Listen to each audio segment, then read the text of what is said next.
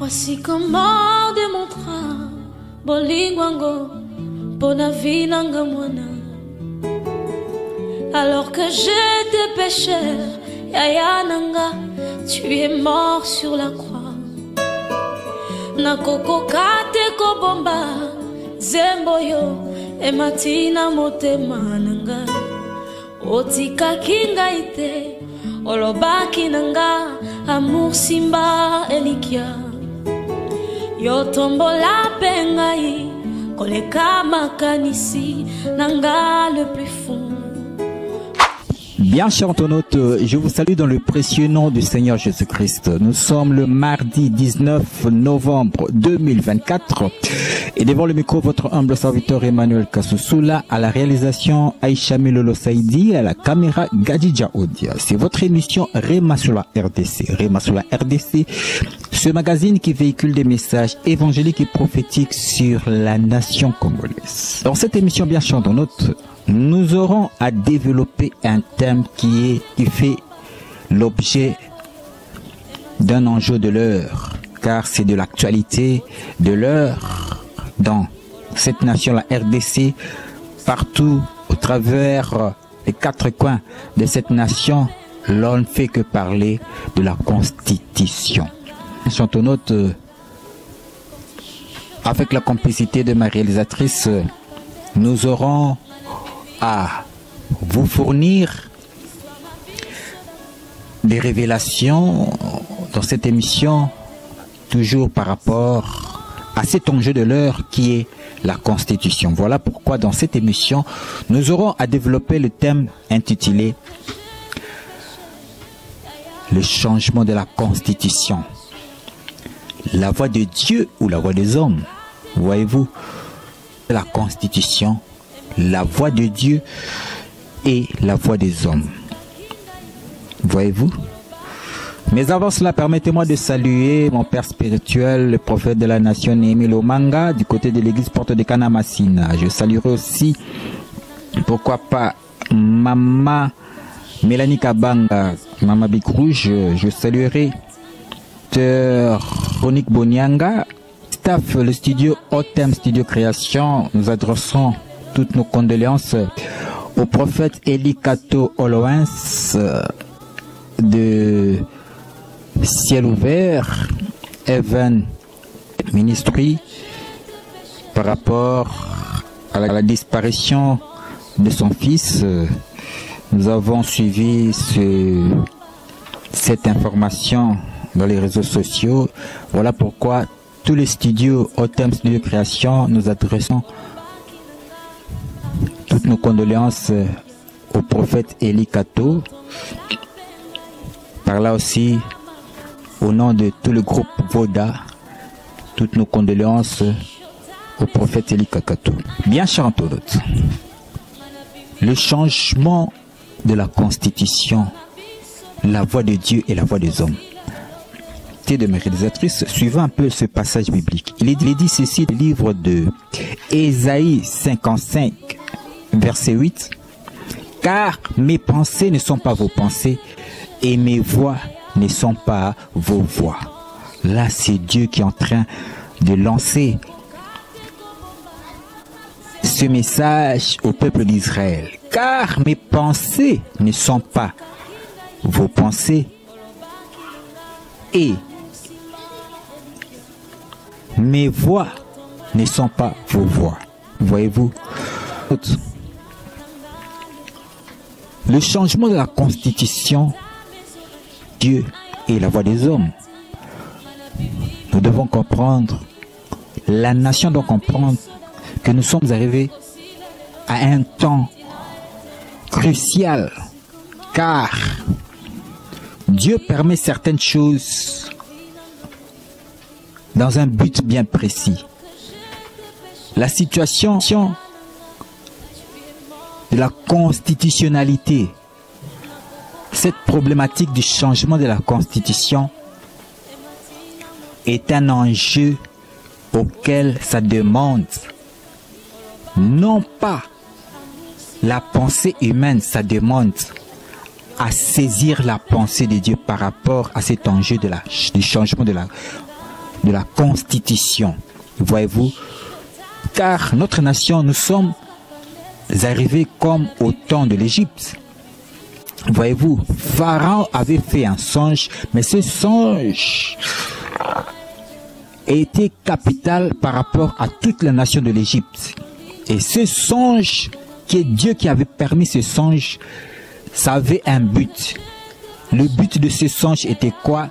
Le but de ce songe était que cette énigme du songe avait comme finalité la manifestation de Joseph. Voyez-vous? Car vous êtes sans ignorer que Pharaon de l'Égypte était considéré comme un dieu. Voyez-vous? Car Pharaon était comme un demi-dieu et il était entouré des magiciens, entouré des hommes sages. Mais toute cette classe des sages de l'Égypte n'avait pas la solution par rapport à l'interprétation de ce songe. Voyez-vous? Et Dieu avait permis cela. Pourquoi?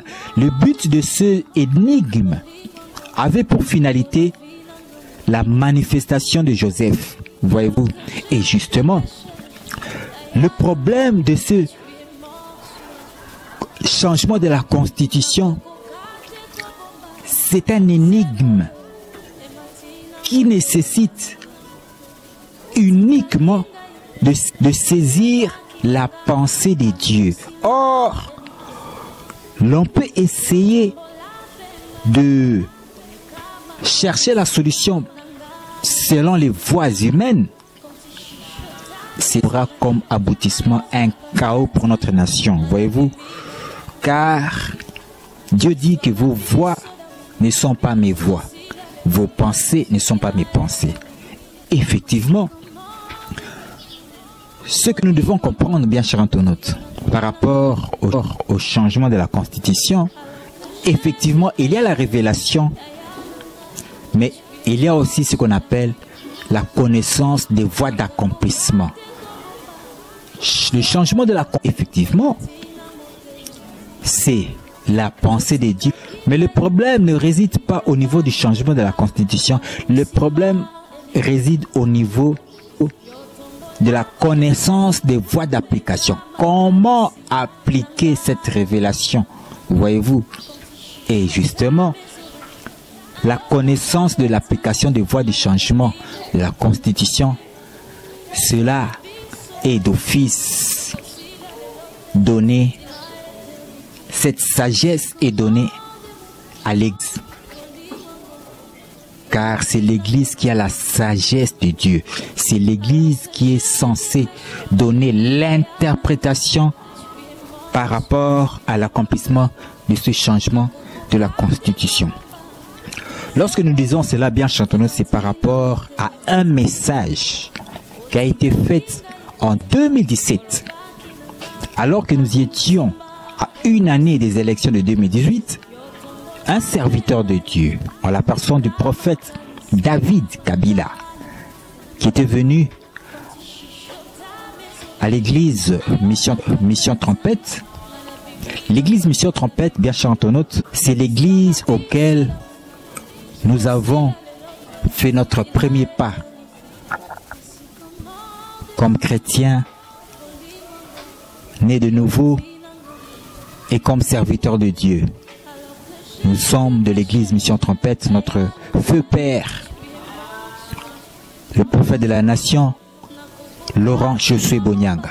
Je suis un fils de Laurent Josué Bonyanga, feu prophète de la nation, Laurent Bonyanga. Voyez-vous, l'église Mission Trompette.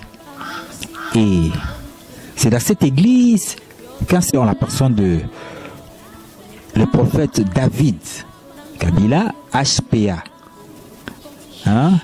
homme de prophétie accomplie, qu'il avait donné un message à mon feu père spirituel, le feu prophète de la nation Laurent Bonyanga. Et c'est ce message de 2017 que 7 ans après, de 2017 à 2024, ce qui fait 7 ans, et nous sommes arrivés au temps de l'accomplissement de cette prophétie. Voyez-vous, c'est vrai. Cette prophétie a été faite à l'homme de Dieu, le prophète de la nation Feu Laurent Bonyanga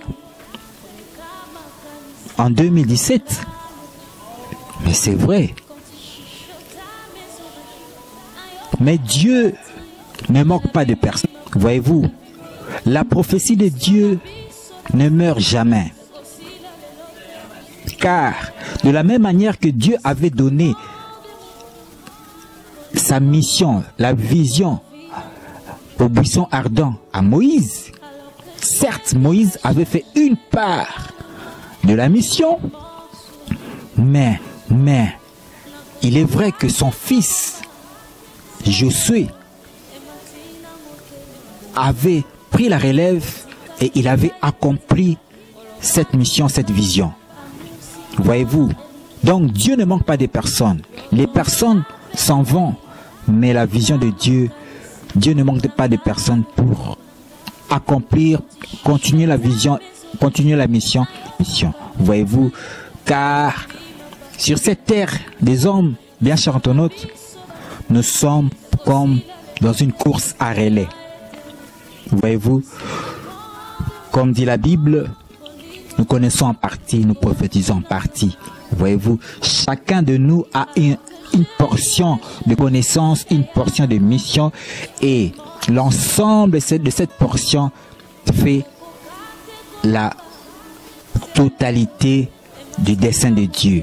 Donc, dans le dessein global de Dieu, chacun de nous, bien chers internautes, a une portion de mission. Et là où termine votre mission, c'est là où commence celui de l'autre. Et le prophète Laurent Bonyanga avait reçu cette mission, avait reçu cette vision. Certes, il est mort en 2020, certes, mais nous, ses fils et filles, avons cet esprit, cette mission de prendre la relève de l'accomplissement de cette mission, de cette prophétie. Mais avant tout, bien chers internautes, suivons un peu cette prophétie qui a été faite en 2017 par le prophète David Kabila HPA. Avec la complicité de ma réalisatrice, suivons un peu ce message. Le président de la République, je voyais tellement d'images et c'est le président de la République. Je ne savais pas si c'est celui-ci, celui qui viendra. Il y avait une image de l'État qui est venue la constitution du pays. Je demandais de prier pour la nation. Et Dieu m'a dit, en reconnaissant votre ministère, le corps est un projet de création.